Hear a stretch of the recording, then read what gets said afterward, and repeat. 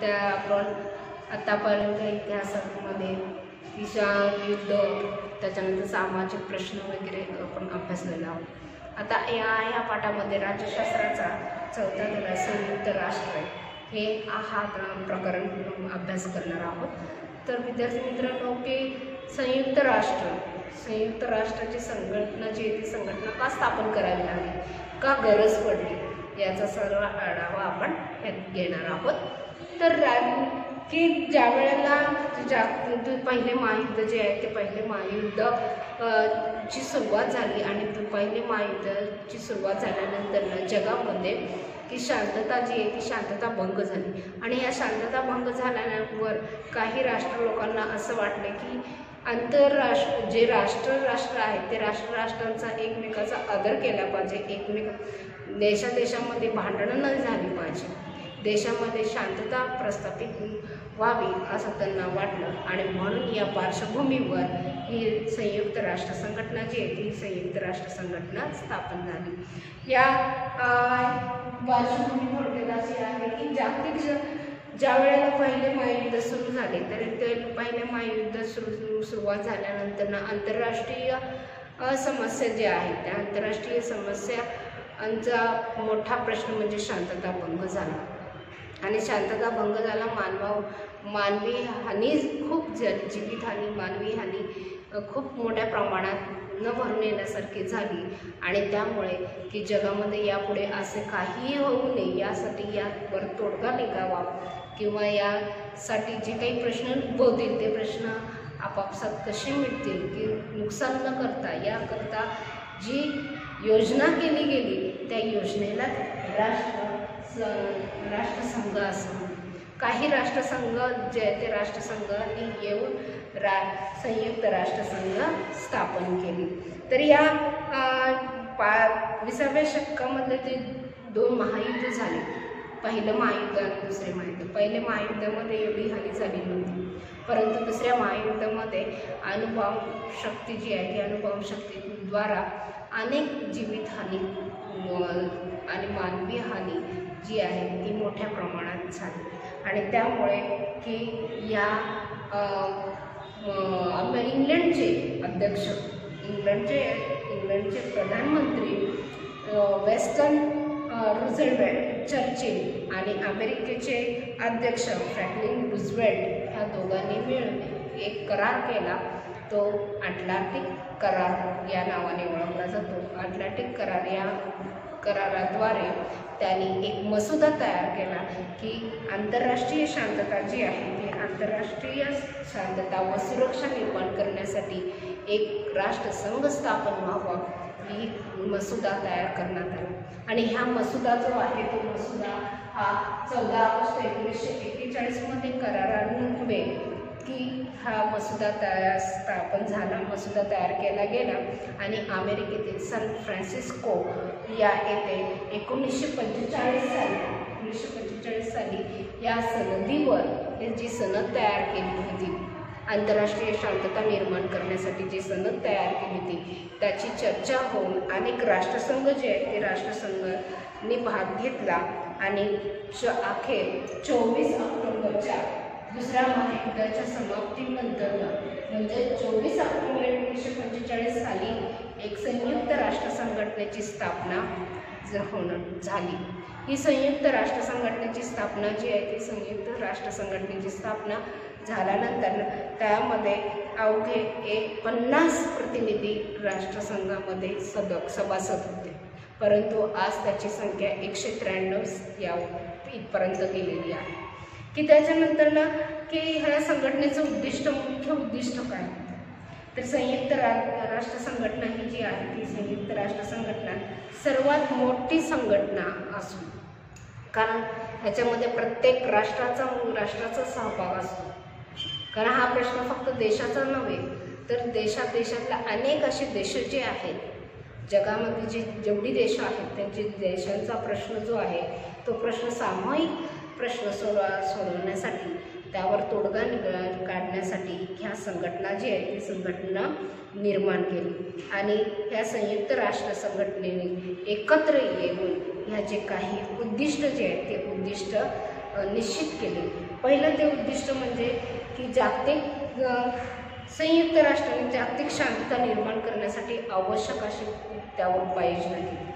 त्यातला पहिला उद्दिष्ट जे आहे ते पहिलं उद्दिष्ट असं की मैत्रीपूर्ण संबंध स्थापित करणं, की आंतरराष्ट्रीयमध्ये की राष्ट्रामध्ये जे देशामध्ये मैत्रीपूर्ण संबंध असावे. त्यामध्ये हा पहिला उद्दिष्ट होता. दुसरं उद्दिष्ट असं की आंतरराष्ट्रीय प्रश्न जे आहेत त्या आंतरराष्ट्रीय ज्या काही समस्या आहेत, आता आपला आणि पाकिस्तान उदाहरणार्थ, आपला आणि पाकिस्तान ह्यांच्या सीमेवरून अजून आज तागायतसुद्धा आपण भांडत आहोत. मग हा प्रश्न जो आहे तो हा प्रश्न आंतरराष्ट्रीय लेवलपर्यंत सुद्धा आपला राष्ट्रसंघामध्ये संयुक्त राष्ट्रसंघामध्ये उभा करण्यात आला. त्यानंतर आंतरराष्ट्रीयच्या जे सीमा आहेत त्या सीमावरून सुद्धा भांडण केलं जातं. आपण परवा चीन जे आहे ते चीन आणि भारत ह्यांच्यामध्ये सुद्धा आपली कुरबुरी झाली. म्हणजे असे जे काही प्रश्न आहेत हे प्रश्न शांतते मार्गाने सोडून आंतरराष्ट्रीय सुरक्षा जी आहे ती आंतरराष्ट्रीय सुरक्षा वृद्धिंगत करणे हा त्याचा एक उद्दिष्ट होता. तिसरा उद्दिष्ट असं की मानवी हक्काचं जतन आणि स्वातंत्र्याचं जतन आणि संवर्धन. म्हणजे मानवी हक्क जे आहे ते मानवी हक्क हा त्यांना मिळायला पाहिजे, त्याचं संरक्षण झालं पाहिजे, हे राष्ट्रीय संघटनेचं एक उद्दिष्ट हो. आणि ह्याच उद्दिष्टाबरोबर हे संयुक्त संघटनेने सार्वभौम जे आहे ते सार्वभौम राजनैतिक विशेष अधिकार जे आहे ते विशेष अधिकाराचा राज्यामध्ये आंतरराष्ट्रीयमध्ये आदर करणे, दुसऱ्या देशावर आक्रमण न करणे, कायद्याचे उल्लंघन न करणे, कायद्याचे आणि कराराचे पालन करणे हे सर्व राष्ट्राचे कर्तव्य त्यांना घालून दिली होती. राष्ट्रसंघाने प्रत्येक राष्ट्राला कर्तव्य घालून दिली होती. आता राष्ट्राची तत्त्व जे आहे ते राष्ट्राचं तत्त्व जी आहे ती तत्त्व अशी होती की राष्ट्रसंघामध्ये अनेक राष्ट्र मित्र होते, परंतु त्यांचा राष्ट्रसभासद जे आहे ते राष्ट्रसभामध्ये भेदभाव केला नाही पाहिजे. त्यांचा जो भेदभाव आहे तो समान भेदभाव जो आहे तो भौगोलिक आकारावर किंवा लष्करी ताकद किंवा आर्थिक व्यवस्था यावर न ठरवता त्यांच्यामध्ये की सर्व सभासदांना राष्ट्राचा दर्जा समान असला पाहिजे हे एक तत्त्व होते. दुसरं तत्त्व असं की संयुक्त राष्ट्र जी संघटना होती ते संयुक्त राष्ट्र सभासदांनी परस्परांचा स्वातंत्र्य आणि भौगोलिक एकमताचा आदर करणं आवश्यक होते. स्वातंत्र्य आणि त्यांच्यामध्ये जे एकात्मतेचा आदर आहे. आता भारतामध्ये आपल्यामध्ये अनेक आपले धर्म आहेत आणि ह्या धर्मामुळेच की आपला धर्म जो आहे तो धर्म एकत्र बांधलेला आहे. भारत हा एकत्र बांधलेला आहे. मग आपली एकात्मता जी आहे ही एकात्मतेमध्ये आपलं काही लोकशाहीचं सार लपलेला आहे आणि याचा आदर जो आहे तो आंतरराष्ट्रीय संघाने किंवा आंतरराष्ट्रीय ह्याच्यामध्ये आदर केला पाहिजे हा त्याचंच तत्त्व होतं. तिसरं असं की सर्व सभासद जे आहेत ते सर्व सभासदांनी राष्ट्रामधला वाद किंवा त्यांचे काही विवाद असतात, आंतरराष्ट्रीय आपापसातले विवाद असतात. जसं मी मगाशी बोलले की काश्मीरवरून आपल्या भारतामध्ये अनेक प्रश्न उद्भवतात. पाकिस्तानाने आपले अनेक वादविवाद होत असतात. कधी लष्करी होत असतात, कधी अतिरेकी हल्ले आपल्यावर चढविले जातात. असे अनेक प्रश्न जे ते प्रश्न शांततेच्या मार्गाने सोडावे असं ते तिसरं हेच तत्त्व होय.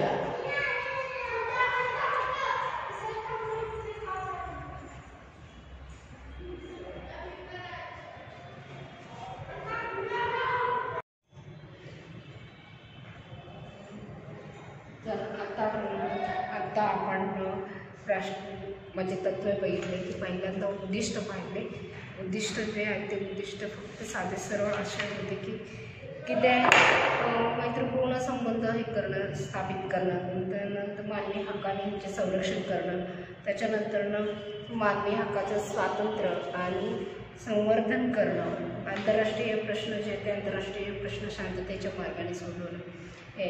त्याच्यानंतर तत्वे जे आहेत ते तत्वे असे होते की सर्व सभासदांना समान दर्जा असावा. दुसरा म्हणजे की संयुक्त राष्ट्रसंघ हे परस्परांचे जे स्वातंत्र्य व भौगोलिक आकार आहे किंवा भौगोलिक एकात्मतेचा आदर करावा. तिसरा म्हणजे की राष्ट्रसंघाने आपले वाद विवाद हे शांततेच्या मार्गाने सोडावे असा ही तत्वे होती. आता ही राष्ट्रसंघटना जी आहे ती संयुक्त राष्ट्र संघटना जी आहे ती संयुक्त राष्ट्र संघटनाचे मुख्य कार्यालय जे आहे ते मुख्य म्हणजे त्याची रचना पाहणार आहोत आपण.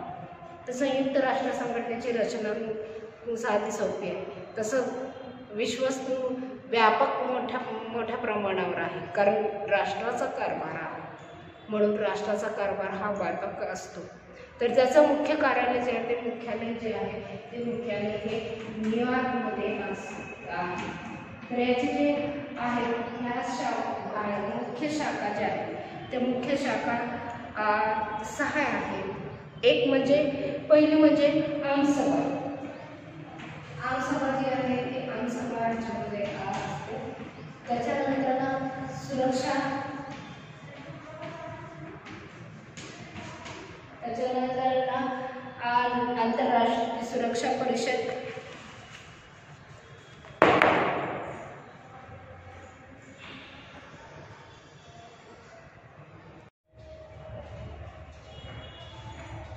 आपण आतापर्यंत संयुक्त राष्ट्र संघटनेची स्थापना, त्याचे उद्दिष्टे, त्याची तत्वे हे आपण पाहिलेलं आहोत. तर आता त्याची रचना जी आहे ती रचना पाहणार आहोत. तर ही रचना आहे तर संयुक्त संघटनेचं मुख्यालय जे आहे ते मुख्यालय हे न्यूयॉर्कमध्ये असून त्याच्या शाखा ज्या आहेत त्या शाखांचे शाखा ज्या आहेत हे शाखा अशा आहेत, म्हणजे मुख्य ज्या शाखा आहेत त्या शाखा 6 शाखा आहेत. आमसभा, त्याच्यानंतर सुरक्षा परिषद, तिसरी आर्थिक व सामाजिक परिषद, चौथी आंतरराष्ट्रीय न्यायालय, पाचवी विश्वस्त मंडळ आणि 6वी सचिवालय. अशा हे जे मुख्य शाखा आहेत त्या मुख्य शाखांद्वारे हे राष्ट्रसंघ जे आहेत ते राष्ट्रसंघाचा कारभार किंवा राष्ट्रसंघाचे जे काही प्रश्न येतात ते प्रश्न या मुख्य शाखेमध्ये सोडवले जातात. ते आपण पाहणार आहोत विस्तृत याच्यामध्ये. परंतु याला संलग्न अशा शाखा ज्या आहेत किंवा यांच्या जोडीला ज्या शाखा आहेत त्या शाखा ह्या संलग्न संस्था आहेत. त्या संस्था अशा आहेत की ILO म्हणजे इंटरनॅशनल लेबर ऑर्गनायझेशन, आंतरराष्ट्रीय कामगार संघटना जी आहे कामगार संघटनेचे जे काही प्रश्न असतील तर त्याच्यामध्ये हे प्रश्न इथे सॉल्व केले जातात. त्याच्यानंतर दुसरा FAO म्हणजे की अन्न आणि शेती, जे काही आंतरराष्ट्रीय अन्न व शेती संघटना जी आहे ती संघटना ह्याद्वारे काम करत असते. की F म्हणजे फूड अँड ॲग्रिकल्चर ऑर्गनायझेशन अशी या संस्थेचंही आहे. त्याच्यानंतर WHO म्हणजे आरोग्याशी संबंधित जे काही प्रश्न असतील, जे काही समस्या असतील. आता पाहतोय आपण सध्या की करोना हा जो व्हायरस आहे हा करोना व्हायरस हा सगळ्या एकाच देशामध्ये नसून सगळ्या देशामध्ये जगामध्ये सगळ्या पसरलेला असेल. मग हा प्रश्न जो आहे तर लोकांच्या जीविताच्या आरोग्याशी संबंधित असल्यामुळे हा प्रश्न जो आहे तो प्रश्न या WHO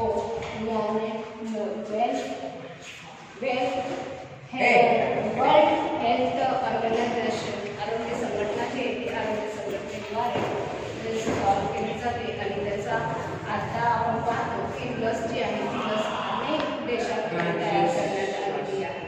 ही लस जी आहे ती लस तयार करण्याचे काम आंतरराष्ट्रीय राष्ट्र संघटनेने मान्यता दिली आणि म्हणून या राष्ट्र संघटनेच्या द्वारे अनेक राष्ट्र जे राष्ट्र एक त्याच्यानंतर ना की वर्ल्ड बँक जी आहे वर्ल्ड बँक आंतरराष्ट्रीय वर्ल्ड बँक जी आहे किंवा आंतरराष्ट्रीय वर्ल्ड बँक एखाद्या समजा स्विस ही जी बँक आहे ती ही स्विस बँक जी आहे ती ही आंतरराष्ट्रीय लेवलची आहे. की आपल्या एखाद्या माणसाने किंवा एखाद्या माणसाने बँकेचा व्यवहार जर केला असेल तर त्या वर्ल्ड बँकेच्या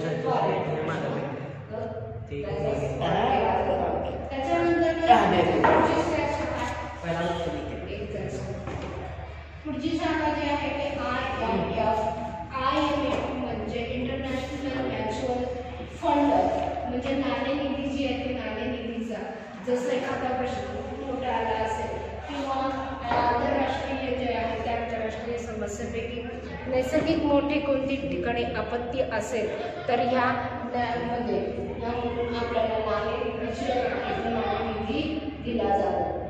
त्याच्यानंतर ना युनिसेफ म्हणजे की राष्ट्रीय बालक निधी जो आहे तो राष्ट्रीय बालक निधी हे केला जातो. बालकांचे जे काही प्रश्न आहेत, बालकांचे हक्क, कर्तव्य आणि त्यांचे जे काही, आता आपण बालकामगार जे आहे ते बालकामगाराचा हक्क संमत झाला, तो या राष्ट्रसंघाच्या द्वारेच हा बालकांचा हक्क जो आहे तो बालका आणि शिक्षणाची सक्ती केली जाते.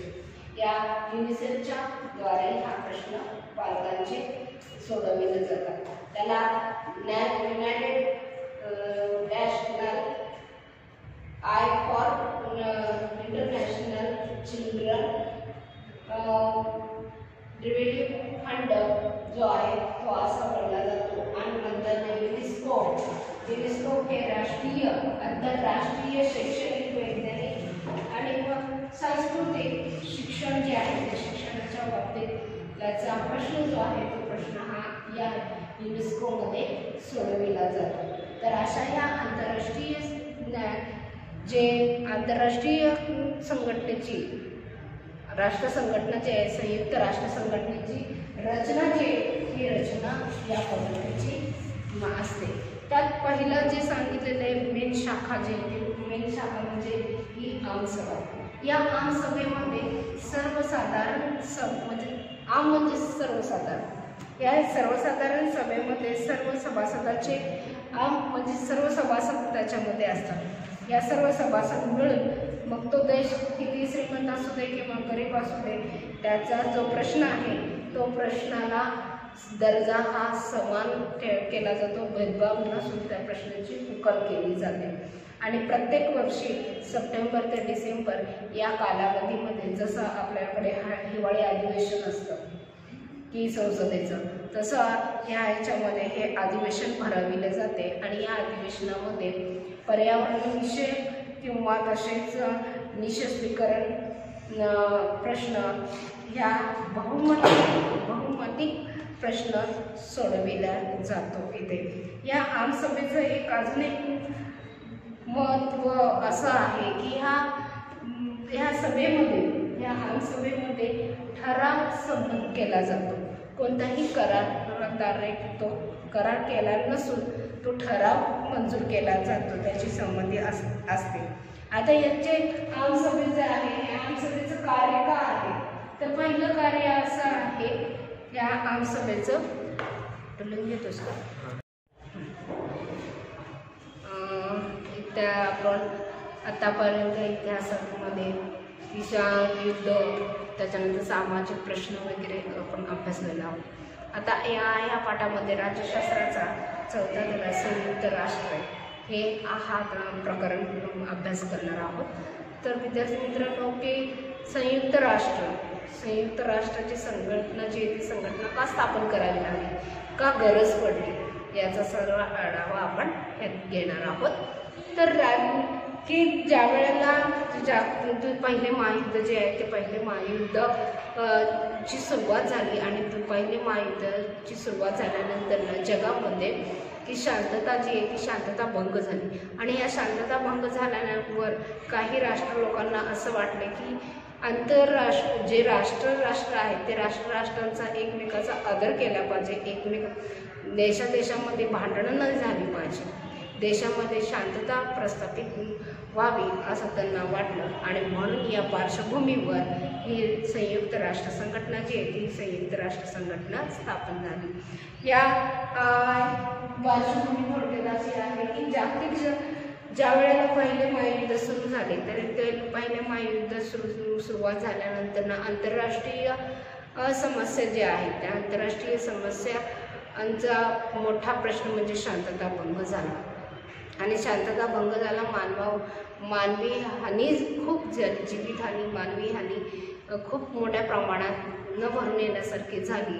आणि त्यामुळे की जगामध्ये यापुढे असे काहीही होऊ नये यासाठी यावर तोडगा निघावा किंवा यासाठी जे काही प्रश्न उद्भवतील ते प्रश्न आपापसात कसे मिळतील की नुकसान न करता याकरता जी योजना केली गेली त्या योजनेला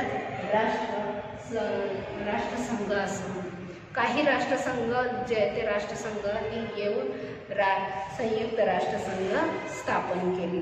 तर या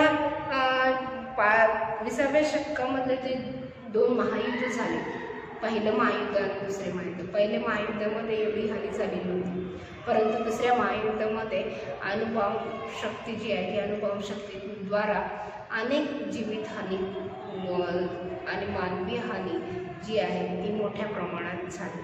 आणि त्यामुळे की या इंग्लंडचे अध्यक्ष, इंग्लंडचे प्रधानमंत्री वेस्टन रूझवेल्ट चर्चिल आणि अमेरिकेचे अध्यक्ष फ्रँकलिन रूझवेल्ट ह्या दोघांनी मिळून एक करार केला.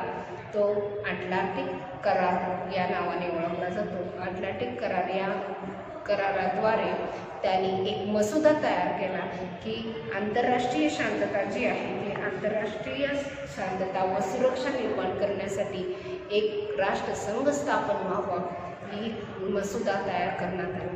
आणि ह्या मसुदा जो आहे तो मसुदा हा 14 ऑगस्ट 1941 मध्ये करारान्वये की हा मसुदा स्थापन झाला, मसुदा तयार केला गेला.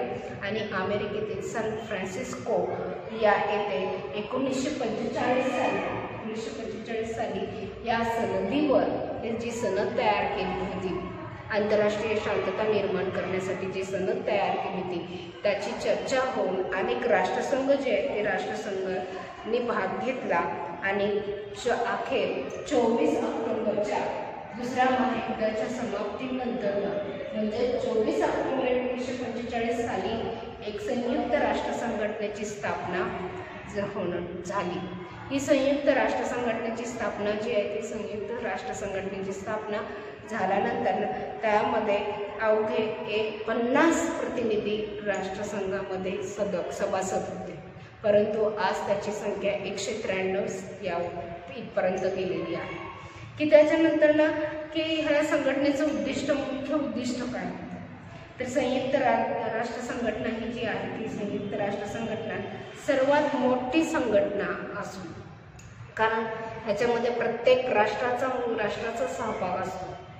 कारण हा प्रश्न फक्त देशाचा नव्हे तर देशातल्या अनेक असे देश जे आहेत जगामध्ये जेवढी देश आहेत त्यांचे देशांचा प्रश्न जो आहे तो प्रश्न सामूहिक प्रश्न सोडवण्यासाठी त्यावर तोडगा काढण्यासाठी ह्या संघटना जी आहे ती संघटना निर्माण केली.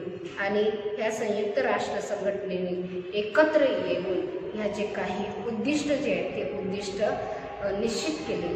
पहिलं ते उद्दिष्ट म्हणजे की संयुक्त राष्ट्राने जागतिक शांतता निर्माण करण्यासाठी आवश्यक अशी त्यावर उपाययोजना केली. त्यातला पहिला उद्दिष्ट जे आहे ते पहिलं उद्दिष्ट असं की मैत्रीपूर्ण संबंध स्थापित करणं, की आंतरराष्ट्रीयमध्ये की राष्ट्रामध्ये जे देशामध्ये मैत्रीपूर्ण संबंध असावे त्यामध्ये हा पहिला उद्दिष्ट होता. दुसरं उद्दिष्ट असा की आंतरराष्ट्रीय प्रश्न जे आहेत त्या आंतरराष्ट्रीय ज्या काही समस्या आहेत, आता आपला आणि पाकिस्तान उदाहरणार्थ आपला आणि पाकिस्तान ह्यांच्या सीमेवरून अजून आज तागायतसुद्धा आपण भांडत आहोत. मग हा प्रश्न जो आहे तो हा प्रश्न आंतरराष्ट्रीय लेवलपर्यंत सुद्धा आपला राष्ट्रसंघामध्ये संयुक्त राष्ट्रसंघामध्ये उभा करण्यात आला. त्यानंतर आंतरराष्ट्रीयच्या जे सीमा आहेत त्या सीमावरून सुद्धा भांडण केलं जातं. आपण परवा चीन जे आहे ते चीन आणि भारत ह्यांच्यामध्ये सुद्धा आपली कुरबुरी झाली. म्हणजे असे जे काही प्रश्न आहेत हे प्रश्न शांतते मार्गाने सोडून आंतरराष्ट्रीय सुरक्षा जी आहे ती आंतरराष्ट्रीय सुरक्षा वृद्धिगत करणे हा त्याचा एक उद्दिष्ट होता. तिसरा उद्दिष्ट असं की मानवी हक्काचं जतन आणि स्वातंत्र्याचं जतन आणि संवर्धन म्हणजे मानवी हक्क जे आहे ते मानवी हक्क हा त्यांना मिळायला पाहिजे, त्याचं संरक्षण झालं पाहिजे, हे राष्ट्रीय संघटनेचं एक उद्दिष्ट हो. आणि ह्याच उद्दिष्टाबरोबर हे संयुक्त संघटनेने सार्वभौम जे आहे ते सार्वभौम राजनैतिक विशेष अधिकार जे आहे ते विशेष अधिकाराचा राज्यामध्ये आंतरराष्ट्रीयमध्ये आदर करणे, दुसऱ्या देशावर आक्रमण न करणे, कायद्याचे उल्लंघन न करणे, कायद्याचे आणि कराराचे पालन करणे, हे सर्व राष्ट्राचे कर्तव्य त्यांना घालून दिली होती. राष्ट्रसंघाने प्रत्येक राष्ट्राला कर्तव्य घालून दिली होती. आता राष्ट्राची तत्त्व जे आहे ते राष्ट्राची तत्त्व जी आहे ती तत्त्व अशी होती की राष्ट्रसंघामध्ये अनेक राष्ट्र मित्र होते, परंतु त्यांचा राष्ट्रसभासद जे आहे ते राष्ट्रसभामध्ये भेदभाव केला नाही पाहिजे. त्यांचा जो भेदभाव आहे तो समान भेदभाव जो आहे तो भौगोलिक आकारावर किंवा लष्करी ताकद किंवा आर्थिक व्यवस्था यावर न ठरवता त्यांच्यामध्ये की सर्व सभासदांना राष्ट्राचा दर्जा समान असला पाहिजे, हे एक तत्त्व होते. दुसरं तत्त्व असं की संयुक्त राष्ट्र जी संघटना होती ते संयुक्त राष्ट्र सभासदांना परस्परांचा स्वातंत्र्य आणि भौगोलिक एकमताचा आदर करणं आवश्यक होते. स्वातंत्र्य आणि त्यांच्यामध्ये जे एकात्मतेचा आदर आहे. आता भारतामध्ये आपल्यामध्ये अनेक आपले धर्म आहेत आणि ह्या धर्मामुळेच की आपला धर्म जो आहे तो धर्म एकत्र बांधलेला आहे. भारत हा एकत्र बांधलेला आहे. मग आपली एकात्मता जी आहे ही एकात्मतेमध्ये आपलं काही लोकशाहीचं सार लपलेलं आहे आणि याचा आदर जो आहे तो आंतरराष्ट्रीय संघाने किंवा आंतरराष्ट्रीय ह्याच्यामध्ये आदर केला पाहिजे, हा त्याचंच तत्त्व होतं. तिसरं असं की सर्व सभासद जे आहेत ते सर्व सभासदांनी राष्ट्रामधला वाद किंवा त्यांचे काही विवाद असतात, आंतरराष्ट्रीय आपापसातले विवाद असतात. जसं मी मगाशी बोलले की काश्मीरवरून आपल्या भारतामध्ये अनेक प्रश्न उद्भवतात. पाकिस्तानाने आपले अनेक वादविवाद होत असतात. कधी लष्करी होत असतात, कधी अतिरेकी हल्ले आपल्यावर चढविले जातात. असे अनेक प्रश्न जे ते प्रश्न शांततेच्या मार्गाने सोडावे असं ते तिसरं हेच तत्त्व होय.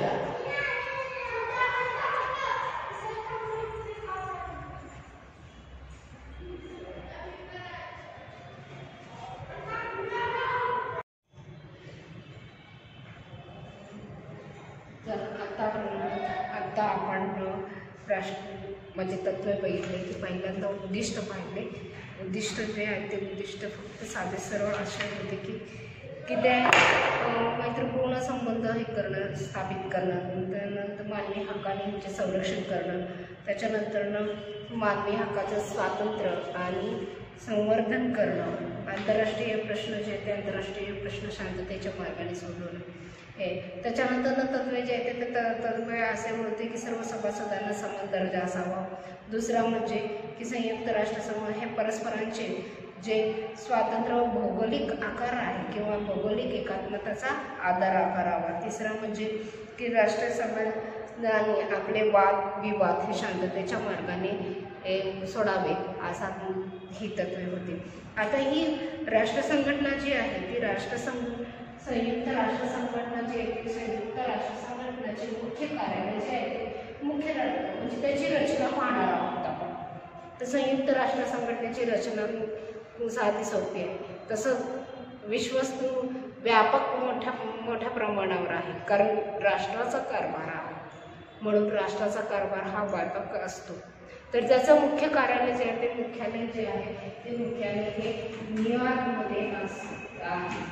तर याचे जे आहे ह्या मुख्य शाखा ज्या आहेत त्या मुख्य शाखा 6 आहेत. एक म्हणजे पहिली म्हणजे आमसभा. आमसभा जी आहे ती आमसभा ज्यामध्ये असते. त्याच्यानंतर सुरक्षा, त्याच्यानंतर आंतरराष्ट्रीय आंतरराष्ट्रीय सुरक्षा परिषद,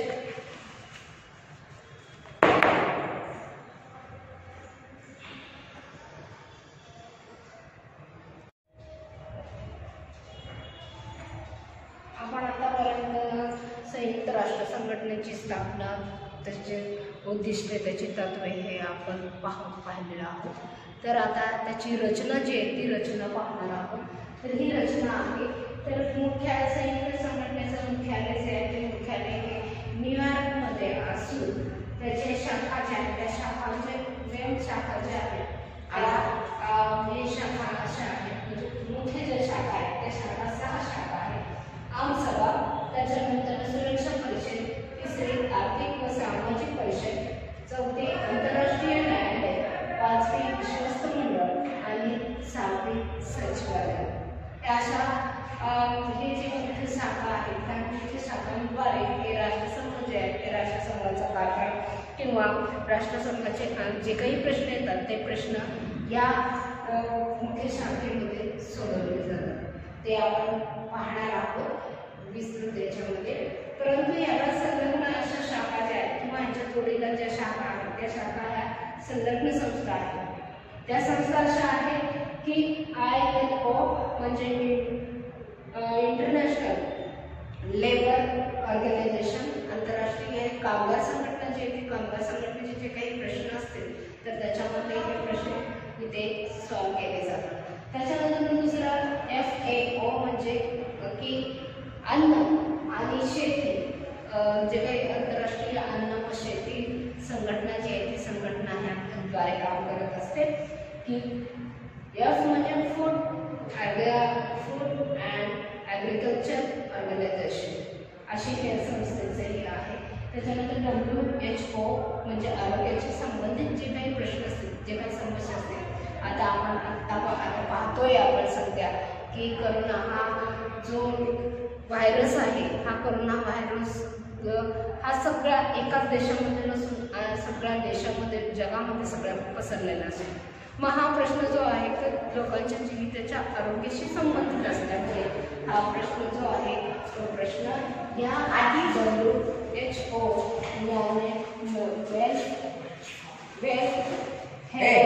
वर्ल्ड हेल्थ ऑर्गनायझेशन आरोग्य संघटना जी आहे ती आरोग्य संघटनेद्वारे सॉल्व केली जाते. आणि त्याचा आता आपण पाहतो की लस जी आहे ती लस अनेक देशांमध्ये तयार करण्यात आलेली आहे. ही लस जी आहे ती लस तयार करण्याचे काम आंतरराष्ट्रीय राष्ट्र संघटनेने मान्यता दिली आणि म्हणून या राष्ट्र संघटनेच्या द्वारे अनेक राष्ट्र जे राष्ट्र त्याच्यानंतर ना की वर्ल्ड बँक जी आहे वर्ल्ड बँक आंतरराष्ट्रीय वर्ल्ड बँक जी आहे आंतरराष्ट्रीय वर्ल्ड बँक एखाद्या समजा स्विस ही जी बँक आहे ती ही स्विस बँक जी आहे ती ही आंतरराष्ट्रीय लेवलची आहे. की आपल्याला एखाद्या माणसाने किंवा एखाद्या माणसाने बँकेचा व्यवहार जर केला असेल तर त्या वर्ल्ड बँकेच्याद्वारे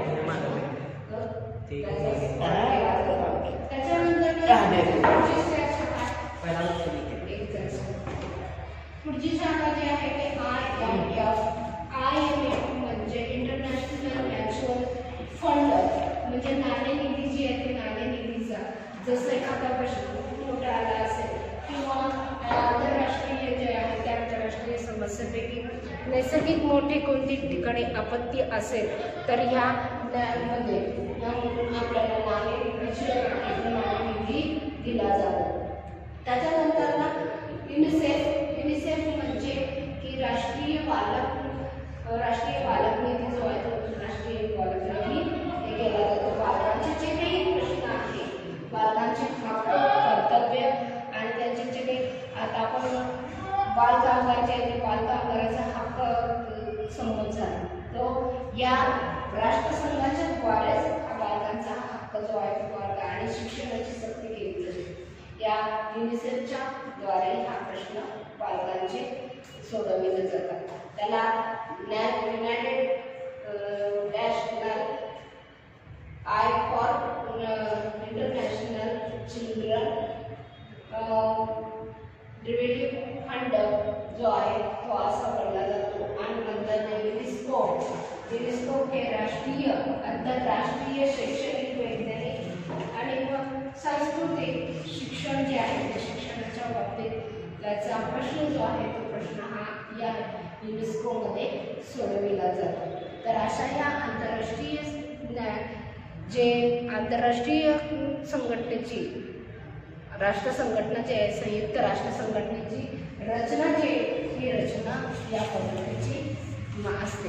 त्यात पहिलं जे सांगितलेलं आहे मेन शाखा जे मेन शाखा म्हणजे ही आमसभा। या आमसभेमध्ये सर्वसाधारण म्हणजे आम म्हणजे सर्वसाधारण या सर्वसाधारण सभेमध्ये सर्व सभासदांचे आम म्हणजे सर्व सभासद त्याच्यामध्ये असतात। या सर्व सभासद मिळून मग तो देश किती श्रीमंत असू दे किंवा गरीब असू दे त्याचा जो प्रश्न आहे तो प्रश्नाला दर्जा हा समान केला जातो, भेदभाव नसून त्या प्रश्नाची उकल केली जाते। आणि प्रत्येक वर्षी सप्टेंबर ते डिसेंबर या कालावधीमध्ये जसं आपल्याकडे हिवाळी अधिवेशन असतं की संसदेचं तसं ह्याच्यामध्ये हे अधिवेशन भरविले जाते आणि या अधिवेशनामध्ये पर्यावरणविषय किंवा तसेच निःशस्त्रीकरण प्रश्न ह्या बहुमतिक प्रश्न सोडविला जातो इथे।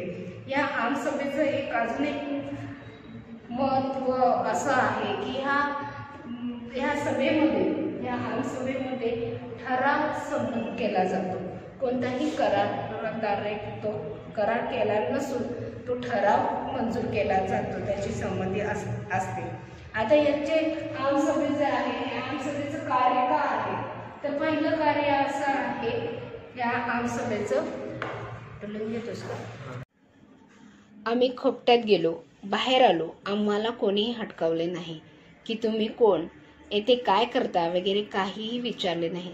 ग्लॅनी येऊन निश्चित पडलेल्या माणसासारखा सारा पाडा निश्चित पडलेला होता।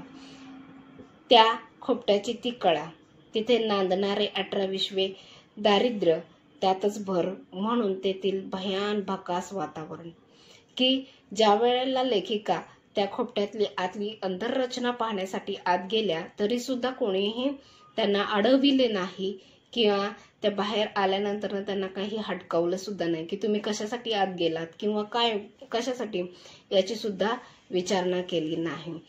फक्त ग्लॅनी येऊन की कंटाळा येऊन एखादी आपण थकवा जसं जाणवतो तसा येऊन निश्चित पडलेल्या माणसासारखं, निश्चित म्हणजे अगदी चुपचापपणे पडलेला हा पाडा, निश्चितपणे सगळा जो आहे माणसं ते पडलेली होती। तर त्या खोपट्याची तशी कळा होती की याच्यावरून ती असं समजतं की त्यांना 18-20 दारिद्र्य म्हणजे पहिल्यापासूनची जी त्यांची गरिबी जी आहे ती गरिबी त्या ह्याच्यावरून झोपडीवरून आंतररचनेवरून त्यांना जाणवत होती। आणि त्यातल्या त्यातच ती भयान भकास वातावरण की खोपड्याच्या बाहेर सुद्धा कोणीही माणूस नव्हतं, मुले फक्त मुलांचा आणि त्या कोंबड्यांचा यांचा आवाज सोडला तर भयान अशी शुकशुकाट त्यामध्ये